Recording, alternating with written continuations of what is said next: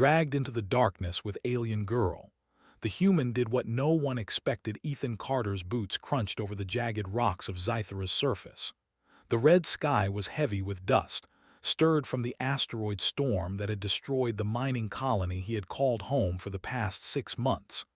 Everything was gone now: equipment, supplies, even his communication devices. He was alone, far from Earth, and every instinct screamed that survival would be difficult. The planet was hostile, its winds sharp and unrelenting, its surface riddled with craters and caverns that had been carved over millions of years. Ethan adjusted the strap of his backpack, feeling the weight of the few supplies he had scavenged. Water was limited, food even more so, and he could only hope that the storms would not return before he found shelter. He spotted a cave entrance in the distance, partially hidden by a ridge of jagged rocks. There was no other choice. Exposure to the elements was deadly, and the sun would set soon, bringing freezing temperatures. As he approached, the wind whistled through the opening, carrying the faint smell of minerals and dampness. Ethan paused at the threshold, peering into the darkness. It was impossible to see far, but something about the cave drew him in. Perhaps it was desperation. Perhaps it was curiosity. He stepped inside. The air inside the cavern was cooler, but it carried a strange vibration. The walls shimmered faintly with a bioluminescent glow, crystals embedded in the rock casting soft, blue light. Ethan ran his hand over the rough surface, marveling at the alien patterns etched into the stone. He had studied Zytheran geology in school, but nothing had prepared him for this. The minerals here seemed almost alive, pulsing faintly as if reacting to his presence. As he ventured deeper, the passage narrowed, forcing him to crouch. The glowing crystals became brighter, illuminating intricate designs carved into the walls. Shapes that resembled eyes stared from the stone, making Ethan's skin crawl. "It's just rock," he muttered to himself, trying to calm the unease that had settled in his chest. "Just rock." A shadow flickered across the crystals ahead. Ethan froze, listening. The cavern was silent except for the faint echo of his own breathing. Then he saw her. Lyra emerged from the shadows as if she had been part of them. She was small, humanoid in shape, but her skin shimmered faintly with iridescence. Her eyes were larger than a human's, a deep violet that reflected the glowing crystals. She moved with a grace that made Ethan think she might not even be touching the ground, her feet barely disturbing the dust. For a moment, he thought she was a hallucination, the stress and isolation of the storm playing tricks on his mind. "You shouldn't be here," she said, her voice soft but firm. It resonated in his mind more than through the air, an almost telepathic quality that startled him. I'm just looking for shelter," Ethan replied cautiously, raising his hands. "I mean no harm." Then she reappeared, closer now, her gaze studying him as if weighing his intentions. Finally, she spoke. "The tunnels are dangerous. Creatures dwell in the deeper passages. You could be killed." She moved silently, leading him through a twisting network of tunnels, her presence almost guiding him as if the cave itself recognized her. As they walked, Ethan asked, "Who are you? What are you?" "Yeah, I'm human, stranded here. The colony was destroyed in the storm." He paused. "Are you alone?" "Rogue Ian," he asked, "what do they want?" "It cannot be tamed by force." "You must be careful," she said, her eyes flicking toward a darker passage ahead. "The energy here is strong. It reacts to thought and intention. Among your kind, there are few who can resist its influence, few who can understand it without being consumed." The darkness awakens. Finally, they reached a large chamber, the walls lined with massive crystals that pulsed with a deep, violet light. At the center was an artifact, hovering slightly above a pedestal. Its shape was irregular, almost organic, and it emitted a low hum that resonated through the chamber, filling the air with energy. Lyra stopped at the edge of the room. "This is what they seek," she said, her voice trembling slightly. "The heart of the darkness. It should not be touched, not yet. It will know your thoughts, your fears. Do not reach for it." Lyra's hands were on his shoulders, steadying him. "You felt it," she whispered. "It knows you somehow. They will come for it and for you." Lyra studied him, her violet eyes glowing faintly. "You are unusual human. Perhaps you are the one who can face the darkness without being consumed. The rogue Ian are already aware. We must move now." It was about understanding something far older and more dangerous than himself, and perhaps discovering what it meant to be truly human in a universe that underestimated his kind. And so, side by side with Lyra, he stepped into the darkness, unaware that every choice, every instinct would be tested, and that the universe was about to see what no one expected from a human. The deeper Ethan and Lyra moved into the cavern, the darker it became. The walls, once softly glowing with crystals, now absorbed light, leaving only faint streaks of violet luminescence to guide their path. The air was heavy, filled with an almost tangible pressure that pressed on Ethan's chest. Every step was cautious. Even the sound of his own breathing seemed loud and intrusive. He tried to focus on the rhythm of his steps, on the guidance Lyra provided, but the darkness around them seemed to shift, like a living thing reacting to their presence. Lyra paused, placing a hand on the wall. Ethan instinctively did the same. The vibrations beneath their fingers were subtle but distinct, almost like pulses of a heartbeat. "The darkness," she said, "is alive. It senses fear, curiosity, doubt. It will twist itself to test us to see if we are worthy or weak. It must be understood, respected, and outsmarted." Ethan's instincts screamed to run, yet he knew panic would only make things worse. Suddenly, a low growl echoed through the tunnel. Ethan froze, scanning the shadows. Lyra's eyes narrowed. "They are awake," she whispered. "The creatures, the guardians of the darkness, stay close."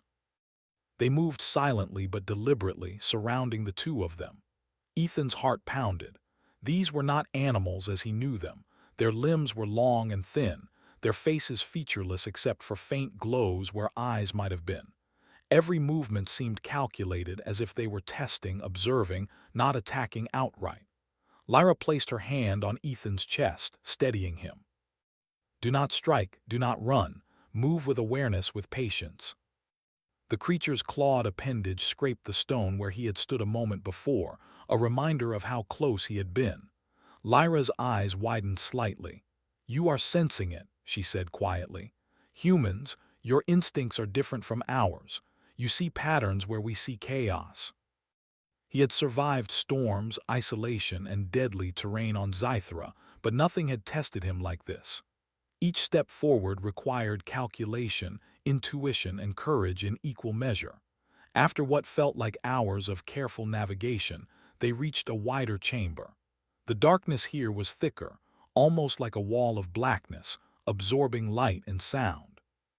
In the center hovered a faintly glowing orb of energy, the same kind as the artifact they had seen earlier. It pulsed slowly, almost like a heartbeat, and shadows writhed around it. "This is the heart of the darkness," Lyra said. Her voice carried awe and fear. "The rogue Ian seek to control it, but it cannot be controlled by strength alone. Only understanding, cunning, and courage can influence it. We do not stop them with force. We must outsmart them, use the cavern, the creatures, and your unique human instincts to turn the darkness against them. But it will be dangerous. Even I do not know if we will succeed." Together they moved deeper into the chamber, careful not to draw the attention of the shadows.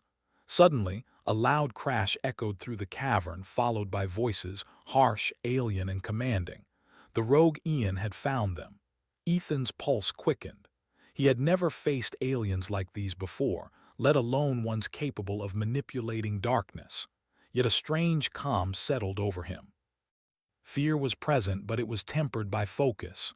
"They are close," Lyra whispered. "We must be ready."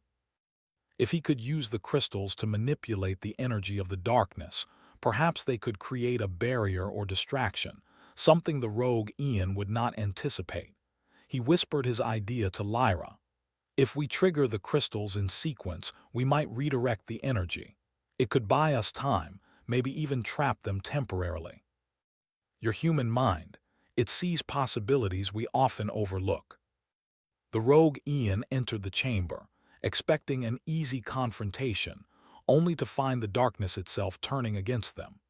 Ethan's heart raced as he adjusted the sequence, creating shifting barriers and channels that disoriented their enemies.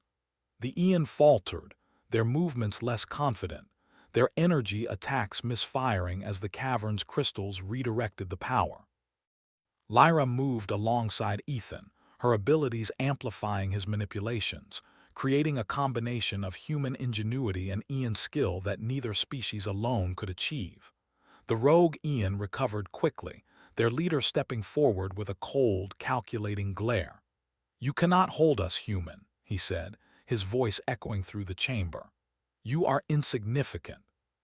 Step aside and your companion may live." Shadows twisted and reformed, but the crystals guided the flow, creating a maze of light and energy that the Ian could not easily navigate. Ethan felt an unexpected surge of confidence. His instincts, his observations, and his understanding of the cavern's energy were giving him an edge.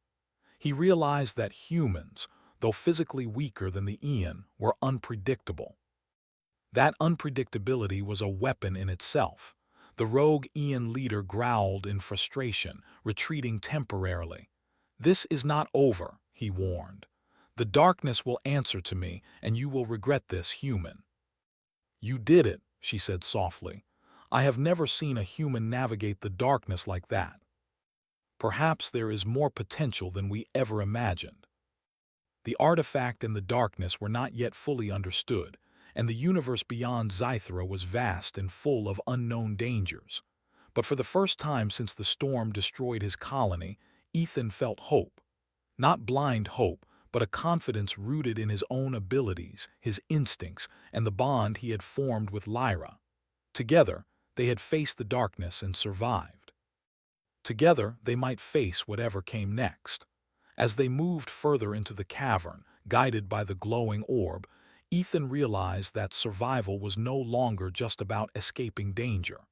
It was about understanding it, adapting to it, and using every ounce of ingenuity his human mind could muster.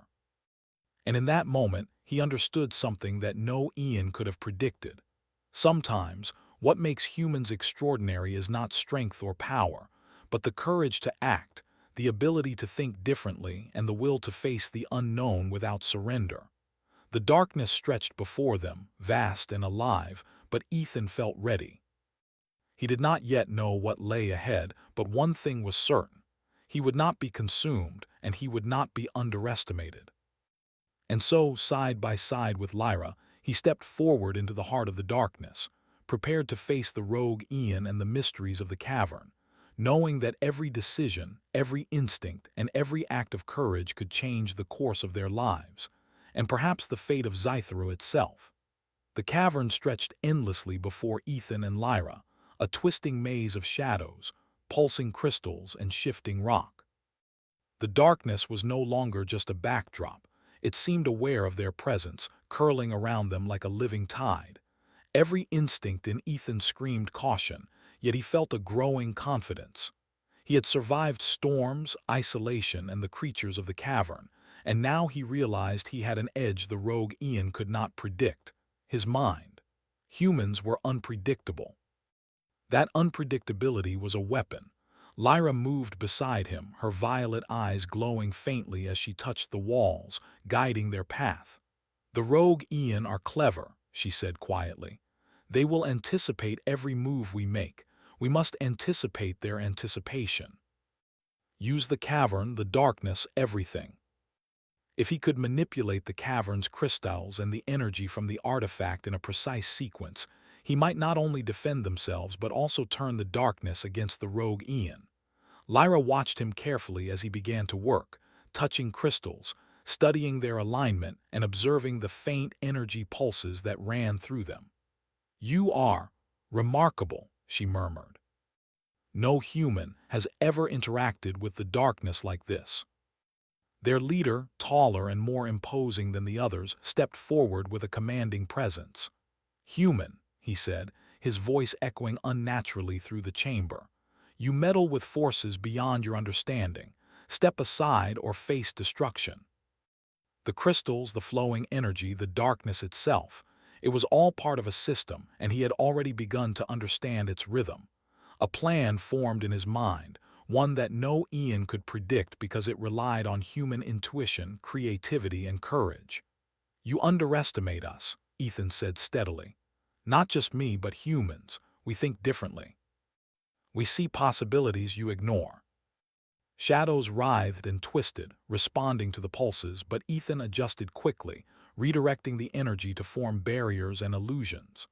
The rogue Ian advanced, expecting straightforward attacks, only to find themselves navigating a labyrinth of shifting light and shadows. The leader growled, frustration evident in his movements. "This is impossible," he hissed. "The human, he anticipates our every move." Lyra followed his lead, enhancing his manipulations with her Ian abilities. Together, they created illusions, defensive walls, and misleading pathways. The rogue Ian stumbled, their attacks misfiring, their coordination disrupted. Ethan could see it in their eyes. They had never faced a human like this. Then Ethan made his move. He noticed a section of the cavern ceiling lined with densely packed crystals, arranged like the facets of a giant gem. If he could trigger a chain reaction, he could redirect the energy of the darkness in one massive surge, trapping the rogue Ian and giving them a chance to secure the artifact. "This is it," he whispered to Lyra. "When I trigger this, we have one shot. Be ready." Shadows screamed and recoiled as energy surged through the room, forming barriers, pathways, and traps. The rogue Ian leader charged, but the energy surged around him, redirecting his force and pinning him in place. The other Ian were caught in similar ways, their attacks neutralized by the unpredictable flow of energy. Ethan and Lyra moved quickly, guiding themselves through the shifting maze, past illusions, and over barriers the Ian could not bypass. Finally, Ethan reached the central orb, the heart of the darkness. He extended his hand, feeling the energy pulse against his skin. The darkness itself seemed to acknowledge him, bending to his intuition, not out of fear, but out of recognition of his unique mind. He realized that humans, with their unpredictability, creativity, and resilience, were capable of influencing forces even the Ian could not control. The rogue Ian leader roared, breaking free momentarily, but Ethan had anticipated this. Using a combination of crystal energy, the cavern's structure, and his own ingenuity, he redirected the darkness around the Ian, creating a trap they could not escape. The leader struggled, their energy attacks bouncing back harmlessly. Lyra watched in awe. You are unlike anything I have ever seen. The darkness obeys you not out of submission but out of understanding. You see it differently. They won't stay trapped forever." He had survived the impossible, outsmarted a superior species, and demonstrated the value of human ingenuity and courage. As they moved deeper into the cavern, the darkness seemed less threatening, responding to Ethan's presence with subtle pulses rather than violent twisting. The rogue Ian, temporarily neutralized, would recover eventually, but Ethan now understood that humans had a place in this universe. They could not rely on brute strength or sheer power, but through creativity, courage, and the ability to think differently, they could face threats far greater than themselves. Lyra guided him to a safe chamber, a smaller space where the energy was stable. She examined the artifact carefully. "It responds to your presence, Ethan. Not fully, but it recognizes your influence. This could change everything. Humans may be able to harness what even we have feared." I trusted instinct, observation, and a little luck. He realized that the challenges ahead would be even greater, that the rogue Ian would return, and that the darkness itself might test them again. But for the first time, he felt ready, not just to survive, but to face what was coming with confidence and ingenuity. The chamber was quiet now, the only sound the steady pulse of the artifact. Ethan and Lyra sat for a moment, catching their breath and preparing for the journey ahead. Outside, the cavern stretched endlessly, full of unknown dangers and mysteries, but Ethan felt something he had never felt before on this hostile planet: hope. He understood now that survival was not enough. To truly thrive, to face the darkness and the rogue Ian, he would need every ounce of his human creativity, courage, and resilience. And perhaps, through their partnership, they could not only survive but change the course of history for both humans and Ian alike. Ethan glanced at Lyra. "We did it together. And that is what makes humans extraordinary." And so they rested briefly, preparing for the next challenge, knowing that the universe would soon learn a lesson it had not yet considered. Humans, with their courage, creativity, and unpredictability, were forces to be reckoned with. The cavern's darkness stretched endlessly ahead, but Ethan felt a quiet confidence now. Every step he had taken with Lyra had taught him to read the environment, anticipate the unknown, and trust his instincts. The rogue Ian were still a threat, but they had underestimated the most unpredictable force in the galaxy: a human mind. Lyra moved beside him, her violet eyes scanning the shadows. "The rogue Ian are regrouping," she said. "We cannot allow them to reach the heart of the darkness. If they do, the entire cavern could be lost, and with it, countless lives." Ethan noticed patterns in the energy flow, subtle rhythms that mirrored his own breathing and thoughts. He had learned to sense the darkness, to anticipate its reactions, and now he could use that understanding to his advantage. Suddenly, the rogue Ian appeared. This time they were organized, more focused, their eyes glowing with anger and determination. The leader stepped forward, towering over Ethan, energy crackling along his limbs. "You cannot escape us, human," he said. "The darkness obeys me. Step aside or be destroyed." The darkness is volatile. One mistake could destroy us all. If he could synchronize the crystals in a precise sequence, he could trap the rogue Ian and stabilize the artifact at the same time. He nodded to Lyra. "Follow my lead. Trust me." The rogue Ian attacked, but their movements were anticipated, their strikes redirected harmlessly by the energy Ethan manipulated. The cavern itself seemed to respond to Ethan's intuition. Shadows twisted, forming barriers that protected them and illusions that confused the rogue Ian. The leader's frustration was evident as his carefully planned attacks failed again and again. "You are not supposed to understand this," he shouted. "The darkness is mine to command." They tried to dodge, but the energy moved unpredictably, guided by Ethan's intuition and reinforced by Lyra's telepathic adjustments. The Ian were trapped, pinned in place as the cavern reshaped itself around them. Ethan advanced cautiously, his hand extended toward the central artifact. The darkness pulsed violently, testing him, whispering promises of power and knowledge, yet he remained calm. He felt the energy within him, the synergy between human intuition and Ian's skill, and realized he could influence the artifact itself. "Now," he whispered to Lyra. Together, they synchronized their energies, and the artifact responded. Its glow intensified, sending a wave of controlled energy through the cavern. The rogue Ian leader roared, struggling against the invisible force that held him, but it was futile. Ethan's combination of observation, creativity, and courage had created a system even the rogue Ian could not overcome. Lyra's voice was filled with awe. "You've done it, Ethan. The darkness, it listens to you." Together, for the first time, the cavern was quiet, the shadows retreating to their normal rhythm, the energy calm and steady. Ethan took a deep breath, relief washing over him. He had faced impossible odds, survived the darkness, and neutralized a superior alien species through ingenuity and courage alone. Lyra approached him, her eyes bright with admiration. "No Ian has ever done what you just did," she said softly. "You are extraordinary human. You think differently, act differently, and that makes all the difference. If the rogue Ian recover, they will come back. We need to ensure it cannot be misused."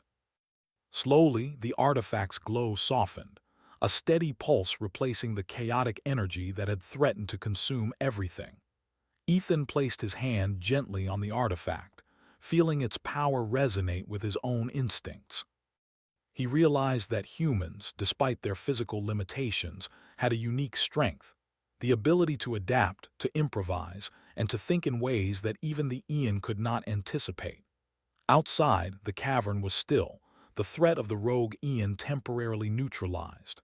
Ethan and Lyra stood together, looking at the artifact, knowing that their actions had changed the balance of power on Zythera. Humans were no longer insignificant. They had proven their value, their ingenuity, and their courage. Lyra spoke softly, almost to herself. Perhaps this is only the beginning. Humans may one day stand alongside the Ian, not as inferior, but as equals. And perhaps the universe is ready for change too. The universe was vast, full of threats, mysteries, and challenges, and humans had a role to play, one that could not be ignored. "We should leave," Ethan said finally. "The rogue Ian may recover, and we cannot afford to be complacent." The darkness still pulsed faintly around them, but it no longer threatened. Ethan had learned to read it, to work with it rather than against it, and he felt a strange connection to the living energy of the cavern. As they emerged onto the surface, the red sky of Zythera stretched above them, streaked with the fading remnants of the asteroid storm. Ethan took a deep breath of the alien air, feeling the weight of everything they had faced and the possibilities of what lay ahead. Lyra looked at him with a mixture of respect and curiosity. "You have done the impossible, Ethan. Perhaps one day, humans will travel beyond Zythera, shaping the universe in ways even the Ian cannot predict." "Maybe, but for now, let's survive today and see where tomorrow takes us." Proof that humans, with courage, creativity, and an unpredictable spirit, could face the unknown, survive the impossible, and triumph where others failed. And as the twin moons of Zythera rose above the jagged landscape, Ethan realized something profound. The universe would never underestimate humanity again. The stars above seemed brighter, as if acknowledging the triumph of a human mind and the bond between two unlikely allies. Ethan and Lyra had faced the darkness, navigated the labyrinth, and outsmarted a superior force. And in doing so, they had shown that sometimes the greatest power in the galaxy is not strength, speed, or advanced technology. It is courage, intelligence, and the unyielding will of a human being. As they disappeared into the distance, the artifact pulsing gently between them, Ethan knew that their journey was only beginning. The universe was vast, full of dangers, mysteries, and opportunities. And humans were ready. The rogue Ian would return one day, but when they did, they would face a truth they had never considered. Humans are not just survivors. They are innovators, thinkers, and a force that cannot be predicted. And that was a power the universe would have to respect. Ethan glanced at Lyra, their silhouettes framed by the glow of Zythera's moons. "Ready for the next adventure?" he asked. Lyra smiled, violet eyes shining with excitement and trust. "Always."